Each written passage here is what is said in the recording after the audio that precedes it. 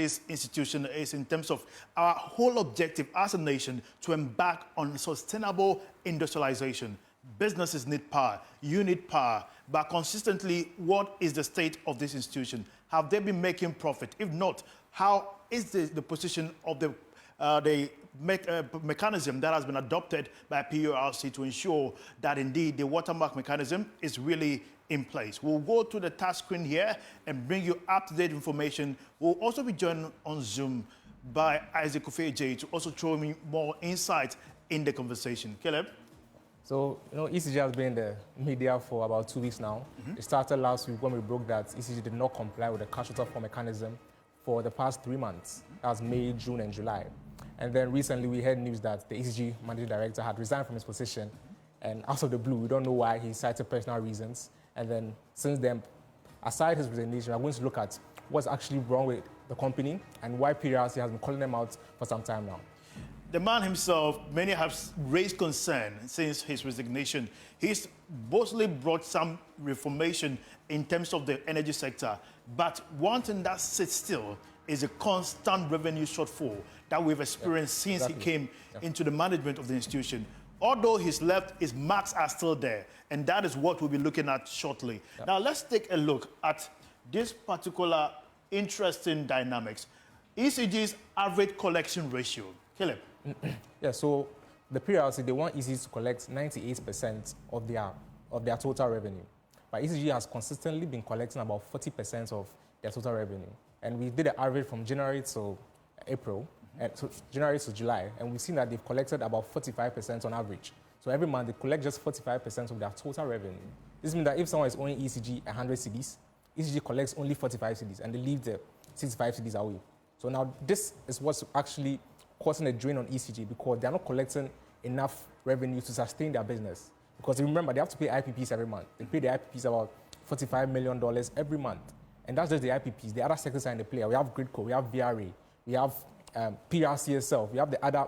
we have Ghana National Gas Company, we have Ghana National Petroleum Company as well, all of them on the same platform. And PRC, in a letter to ECG, in the letter to the presidency and ECG and the Ministry of Energy, they raised points that because of ECG's consistent failure to collect enough revenue, it puts the entire energy sector at risk. Because right now, even other companies are struggling to pay their the salaries of their employees, and that's a big problem.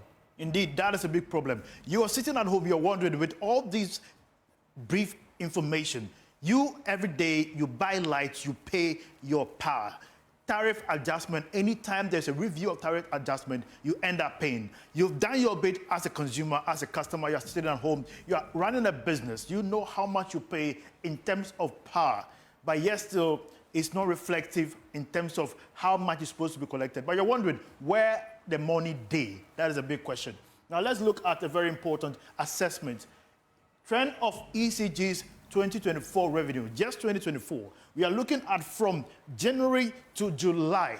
As you can see, the dynamics keep going up and down. The only difference that was made was in the month of March, where ECG recorded 1 billion. But Caleb, looking at the trend, it's always been a little above 800 million. Yeah, so if you look at the average for January to July, yes, ECG collects on average 860 million Ghana cedis every month. And that's not enough because the PRC requires ECG to collect about 2 billion cedis every month.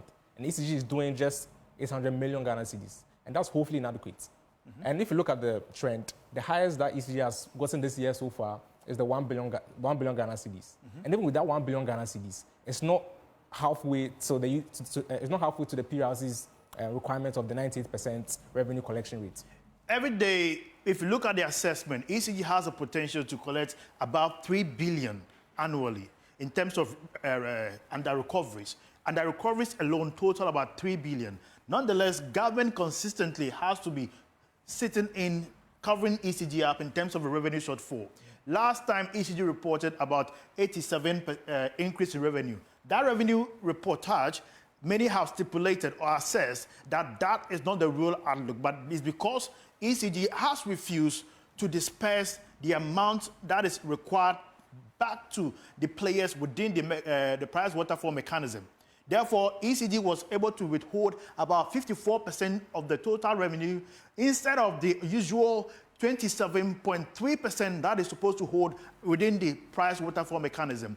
That lack or inability of ECG to give back to those players brought a lot of challenges where we experienced doom. So IPPs came out and said that if ECG, if the money does not flow to them, they will hinder flow of power to ECG. The independent power producers have been keen. Currently, they are with the Finance Ministry where they are about to renegotiate debt owed them. Will it be successful? So far, the Finance Minister has given indication that they are really moving on with that negotiation. But we'll come back to that shortly. Yes, and as you're saying, Winston, because and we'll get into that very soon, ECG was not compliant with the cash waterfall mechanism for about a year when it was revised. That was last year, August 2023. And that's the point we're making, that ECG was not distributing the cash well enough to the other players in the sector. And that's what's causing the sector to be very precarious, to be in a precarious situation at the moment. Mm-hmm. So let's... Yes. Yes. Okay. Yes. Okay, this is a trend. Okay, before we get to the price water, indeed, yes. One thing that is very important is if you're watching us at home, you see that there is a climb in this particular... A very steep climb. A very steep climb, very, very sharp. From 294 million in 2017 to 9.7 billion in 2022. We've not even come to figures of 2023 or 2024 to tell you the current state of losses that ECG has incurred. Nonetheless, in 2020, the loss was around 5.3 billion. 2021, 5.7 billion. And in 2022, just look at the margin, from 5.7 to 9.7 billion losses. Caleb? It's so significant if you look at it. And also because when you start from 294 million cedis in losses and end up at 9.7 billion Ghana cedis in losses, some questions need to be answered. Yes. Because this does not make sense. Mm-hmm. But we've been looking at ECG's response to this, and we've been looking at ECG's financial statements, and we see that a chunk of this is due to exchange revenue losses, so exchange risk losses. Mm-hmm. This means that when ECG changes money, because they have to pay the IPPs in dollars, when they get their money in cedis, they have to change it to dollars and pay the IPPs some money. And because of the frequent ups and downs in our exchange rates, it puts a huge burden on ECG. Mm-hmm. And also, ECG is reporting that the exchange rate that PRC provides it with is not the same as the exchange rate defined on the market. So PRC gives them a lower rate. When it goes to the market, the rates are higher. So they have to pay more, and it's reflecting as a loss for ECG. So that's also a big problem that needs to be addressed. And the PRC is saying that they're going to review the cash waterfall mechanism. And this is one of the key areas they're going to review over the weekend. If they decide to review the price waterfall mechanism, nonetheless, this figure tells you the state of investment. If the constant investment, the World Bank has consistently been giving Ghana was already on the Compact 2 for years, some years back, consistent investment, over 3 billion investment on the power sector. Still, this has not resolved it. Right now, the IPPs are withdrawing still from World Bank grants. And that also, if we decide to exhaust it, we are likely to be related to Argentina, who experienced similar fate, where no external funding will be needed or will be given to us to resolve our energy sector debt. Even the 3 billion that we're receiving from IMF on the extended credit facility will not be enough to resolve our crisis in the energy sector. And one thing we always forget is that ECG is not in isolation. Mm-hmm. When ECG makes losses, the entire sector makes the losses. Repeat that again. When ECG makes losses, the entire sector makes the losses. So you mean Gridco, Ghana Gas, PRC itself, the IPPs, everyone, Ghana Gas, which other states? Ghana National Petroleum Authority, Gridco, and VRA. Mm-hmm. They are all affected by ECG's losses. Mm-hmm. So that's why this needs to be settled. And most of the energy analysts over the week, when the MD of ECG resigned, yes, they're all calling for the entire dissolution of the ECG board because they believe the board is complicit in what's ever happened at ECG. You just took the head, you just babbled, they didn't even take the head. So it's simply look at it, you just babbled the hair, but the head is still there. Exactly. So the situation is still there, irrespective of who's now in charge. Ghana's energy sector, we know how critical, essential it is to you and I. There are people who need power, who are running SMEs consistently. The consistent supply of power is needed to ensure their business profitability is met. We already endured a harsh season like the COVID, We've come out of COVID. The period of endurance has passed. People experience haircut already. They've lost money. Now, the power supply, the cost of power is too much. You buy power a week. Even young guys who are receiving mega salaries cannot even maintain the supply of power consistently. But these are the real history, the real stories behind the numbers, the real reasons why the power issues will consistently be hitting. Already you're experiencing them, so but let's look at something. It's funny how you mentioned the tariffs. Yes. Because most energy analysts are saying that ECG tariffs are woefully inadequate. They need to be increased. Because if we are to increase, already Ghanaians are paying 100% tariff. Are you aware? We are paying 100% of tariff, but it appears we are not getting quality for money. Yeah, so the problem is with ECG not collecting enough of the revenue. And some analysts are calling that even the current tariffs we have in place are not realistic enough for ECG to collect and be able to do so much work with that tariff. So that's why some analysts are calling for an increment in the current tariff system that we have, which people are already complaining about. Are you aware that that period in March where ECG secured 1 billion, that was when they hit the streets, going to companies, they shut down critical institutions in the country where they were forced to pay, even including some strategic institutions I am aware of, if I can't mention on screen, even Parliament, that's what I can mention. But there's some particular institution in this country that they had to sign immediately and pay half of the money before light was allowed to be given back to that establishment. And that's very serious. Why should we wait? Just March 2024, April 2024, that was the only time ECG complied with the price waterfall mechanism. I think we'll be having Kofi on shortly. If he's there with us, we'll come back to him. Okay, we don't have him yet. So what you see here, all the red figures tells us the moment or the times ECG forfeited its payments on the price waterfall mechanism from August 2023 up to February 2024. Yeah. March and April were the only times we saw ECG fulfill. And when they decided to pay those players in the sector, power was sustained within that period. I remember, Winston, in January, that's when we broke the story that ECG was not compliant with the cash waterfall since August 2023. You know, ECG had managed to go under the radar since August when they were not compliant with the cash waterfall mechanism. Then it came on the media space. We berated ECG for a long time, for about 2 weeks. They were always on the news. And then we saw the figures for March. They had complied with the cash waterfall mechanism. Then March and April, they complied with it. Yes. And we've been monitoring it very keenly.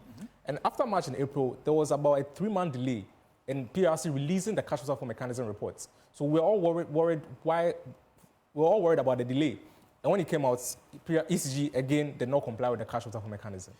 Except Africa Center for Energy Policy, in one of their reports, indicated that the amount of money ECD has collected, most of them have not been reported in accounting terms. So they have been underreporting the total revenue collected. And that is something ASAP has put out in a report, which I was digging out on that some few weeks ago. Yes, so, well, ECG has responded to everything we've been talking about already.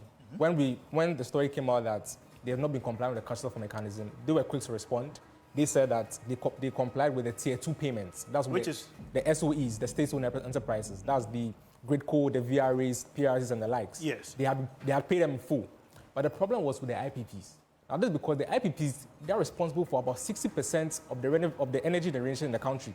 So if the IPPs are not happy, there will not be lights. It's as simple as that. And ECG did not pay some of the IPPs their full amount. And they hold them over 2 billion in terms of debt.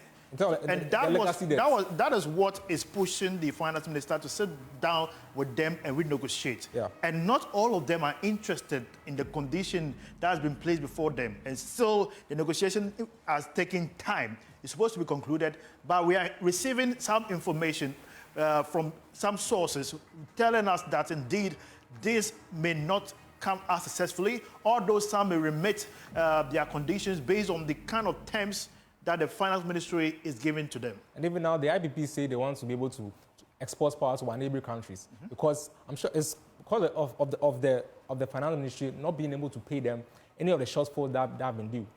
So now the IPPs want to export power to be able to get some payment to support their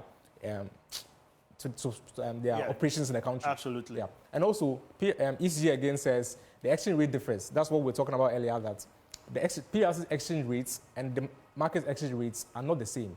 So they say PRC exchange rate is always higher than ECG's exchange rate. And that's what's making them not be able to comply with the cash transfer mechanism. Because when they go and change their cedis to dollars, they always get less than what PRC have predicted. And that's also a problem. And then finally, ECG says... But before we even come to the final part, we already know how the CD has become the latest Usain Bolt in town. The depreciation level is amazing. The CD, you know him today to be walking. Tomorrow you find him running 100 meters. The next day, it's turned into a marathon. And you have to keep chasing because Abochi in the market will tell you, Charlie, what are you changing? You know, when they start doing their figure like this, I tell you, what are you changing? You get dollar, you go change dollar. But nonetheless, they are controlling the black market. They are interested enough. We received information just recently that the central bank is deciding to put in some new methodology in deciding the average rate in the country. We'll delve into that in the subsequent conversation, but we are still here on the ECG matters, assessing the impact, assessing the challenges, and bringing to light the key rooted challenges, especially in terms of cost. Yeah, and finally, ECG said that they spent 466 million Ghana cedis during the period, that's from May to July, on liquid fuel challenges because of shortfalls in the sector. So ECG said they had to go and buy fuel to be able to power these plants that we rely on. But then PRA also responded back, and they said that ECG's mandate is not to buy fuel, so they should stop buying fuel because they even met with the economic management team, according to the PRC. They met with the economic management team, and the vice president told them that they should stop buying fuel and focus on the cash waterfall mechanism. So we don't know why ECG consistently keeps buying the fuel. And we don't know whether the resignation of the MD now will mean that ECG will stop buying the fuel, and there will be a shortage of fuel on the market, which means that Winston might be back. I got information from unverified source, I have to indicate unverified source, that probably one of the reasons why probably led to the resignation of the MD was because he wanted to recede back to the waterfall mechanism, and there was a lot of resistance from his corporate management level. So instead of buying the fuel, yes. So they wanted to focus on the cash waterfall mechanism and not buy fuel anymore. Absolutely. So the system and structure was that the finance minister then, Ken Ofori-Atta, gave instruction that ECG managed, like the finance ministry will pay for the shortfall directly. Yeah, so ECG can now leverage and buy the fuel or the gas from the market. Nonetheless, if we had complied with the waterfall mechanism, it would have been automated. Any Tallow, all of them came into agreement and gave a proposal to ECG that they will supply some amount of gas to ECG at an average price. And that proposal has not seen the light of day. And if not, I'm sure Tallow will also be pushing it going forward. But all these were done because key players in the sector understand the merit of a growing, strong, and vibrant energy sector.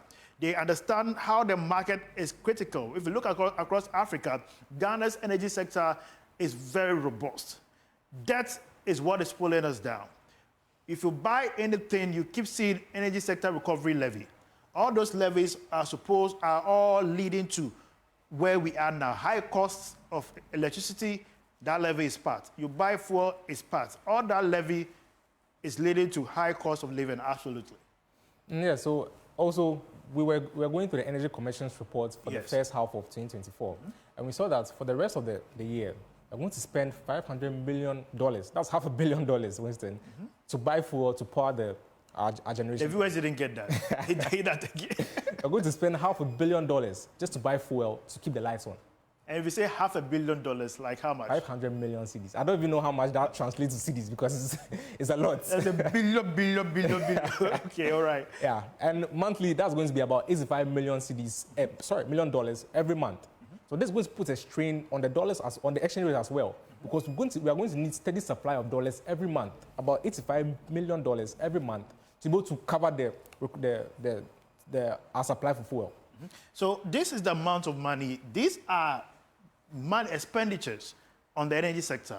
Imagine the number of projects government is running, the social intervention project, the education project, free senior high school, free feeding, free. All of them are not actually free.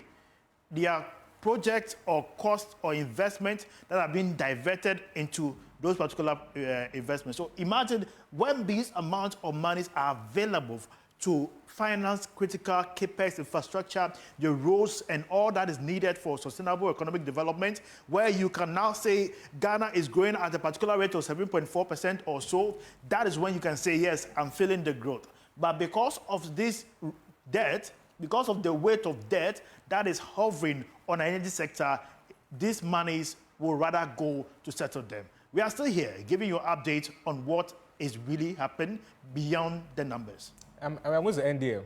The IPPs, every month we pay them a fixed amount of money. It was negotiated by the president and the likes. And every month we give them $45 million. That's every single month. And that's what's putting a strain on ECG because they take away almost 60% of ECG's revenues every month. That's the revenues we saw earlier today. Yeah. They take away most of it and they leave just a little bit for the other players. Now the IPP say they want that increase. They want it to go to 59 million cedis. And I did a conversion before it came on, and that's almost $1 billion Ghana cedis. That's huge. And remember, when we're looking at ECG's revenue, they hit 1 billion Ghana cedis only in March. So it means that this 59 million, if the IPPs get this $59 million every month, they're going to take away all of ECG's revenues, which means that the other sectors in the other players in the sector, the grid code, the VRS, and they're not going to get revenue from ECG anymore. And now that they're already suffering to pay their staff and their operational costs, it's going to be dire than the situation we are facing now. This means that this $59 million, we don't know the outcome of the investigation. The VRA is already raising concerns. But we know that the IPPs are demanding this $59 million. We need a critical restructure in ECG. It's a need. It's not a want. We need it because our future is at stake, especially the supply of energy. If we have any project in this country, be it education sector, the agri sector, be it any sector, industry sector, we saw the marginal contraction in the manufacturing sector recently when the producer price inflation was released, and also we assessed it based on the second quarter GDP. All the contraction we experienced was because of lack of investment in those sectors. But if the power sector is not really adhered to, trust me, we will not be receiving much more from that sector. Also, Winston, you know that there's already a proposal on the table to restructure the entire energy sector. They're trying to merge ECG and NEDCO. They're trying to merge Akosombo VRA into a single power. Is it feasible? Well, we've not seen the proposal ourselves, but we've heard from the government players that there's going to be an overhaul of the energy sector. Now, this close to the election, we don't know if that's going to happen, but so far there are steps in place. So far, there are steps in place to reform the entire sector. We don't know if that's going to move it in the right direction or not. But one thing for sure is that if most of these energy companies are run by politicians, are appointed by the politicians, there's going to be always that level of political manipulation in there. And that's what the energy analysts are calling for. They need independent people to run these institutions. They want an independent person to come around ECG like a business and not a government appointee to run ECG. And that's what we need to be able to move forward from this conversation. Every day we're talking about ECG, every day we're talking about the energy sector. We need independent people to run these institutions before we can actually see whether these institutions can be profitable. I also think that if the sector itself engages in competitive pricing instead of the sole sourcing, it will enhance and broaden participation in terms of local content participation, which is critical for the sector's sustainability, where we see domestic companies engaging in the sector, not just leveraging it for international companies. Right now, to get access to a meter is very expensive. The meter proposals that I've laid before the table is that if people are able to pay forward, that is, if you charge them to pay between right now people are selling meters for between 3K to 4K. And that is if you want to go behind the scene. So this is something that's happening with most of the ECG workers, and it's happening, you and I experience that day in, day out. The fact is that it is not helping the sustainability of the sector. We are losing so much based on the amount of monies we've invested in the critical ECG establishment and institution. This must change. This must stop. Pay it forward so that the customer can be paid over through the billing system. And all this is something that has been affecting the ECG. We are hoping that based on this conversation, based on this analysis, we have a clear picture of where this critical government institution is. And we are hoping that viewers, policymakers, government, and key stakeholders in the sector are making note, are making sure that this ECG is brought back to the season of profitability, where we can say, yes, Ghana is on the path of industrial growth back by a formidable energy sector industry. My name is Winston Tackie, and I did this with Ziblim. Yeah. We'll come back the same way next week, Friday at 5:30. Don't miss it. Enjoy the rest of your weekend. Bye-bye.